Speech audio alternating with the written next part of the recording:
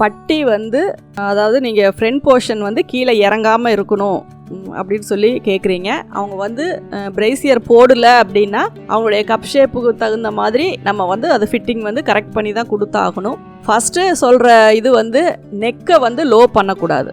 Neck low பண்ணும்போது என்னாகும் அப்படின்னா உங்களுக்கு அந்த கப் ஷேப் வந்து கீழே இறங்கிட்டே போகும், சாகிங் ஆகிட்டே இருக்கும். அதனால் ஃபஸ்ட்டு நம்ம ஆல்ட்ரு பண்ண வேண்டியது அவங்க நார்மலாக கேட்குற நெக்கை விட உயரமாக வைக்கணும். அப்படி வச்சிங்க அப்படின்னாவே அவங்க போடும்போது அது ஆட்டோமேட்டிக்காக கொஞ்சம் கீழே இறங்கும்.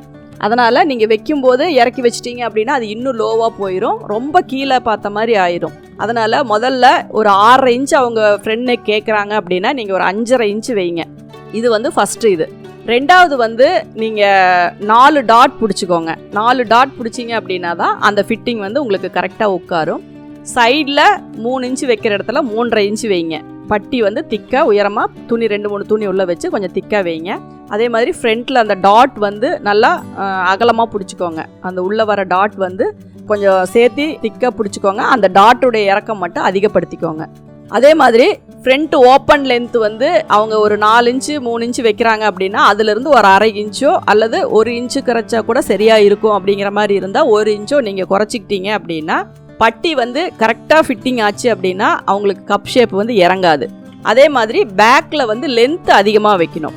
ஏன்னா பேக் லென்த்து குறைய குறைய பேக் போர்ஷன் முன்னாடி இழுத்துக்கிட்டே வரும். அதனால் பேக் லென்த்து வந்து அவங்க எப்பவும் வைக்கிறத விட ஒரு 1/2 இன்ச்சு சேர்த்தி வைங்க. இந்த மாதிரி ஒரு சில ஆல்ட்ரேஷன் பண்ணிங்க அப்படின்னா அவங்களுக்கு முன்னாடி கப் ஷேப் வந்து இறங்காமல் ஃபிட்டிங்காக இருக்கும். ஃபஸ்ட்டு நெக்கினுடைய உயரம், அப்புறம் 4 டாட் பிடிங்க. அதே மாதிரி பட்டி வந்து உயரமாக வைங்க, திக்காக வைங்க. அந்த டாட் வந்து துணி கொஞ்சம் சேர்த்தி உள்ளே பிடிச்சிக்கோங்க. அந்த டாட் லென்த்து வேணால் அதிகப்படுத்திக்கோங்க. ஃப்ரண்ட் ஓப்பன் லென்த்தை நீங்கள் குறைச்சிக்கோங்க. இந்த மாதிரி ஆல்ட்ரேஷன் பண்ணும்போது அவங்களுக்கு வந்து முன்னாடி வந்து இறங்காமல் நம்ம ஓரளவுக்கு ஃபிட்டிங் கரெக்டாக ஸ்டிச் பண்ணலாம். ஏன்னா பிரேசியர் போடலை அப்படின்னா உங்களுக்கு அந்த ப்ராப்ளம் எல்லாம் வரும்.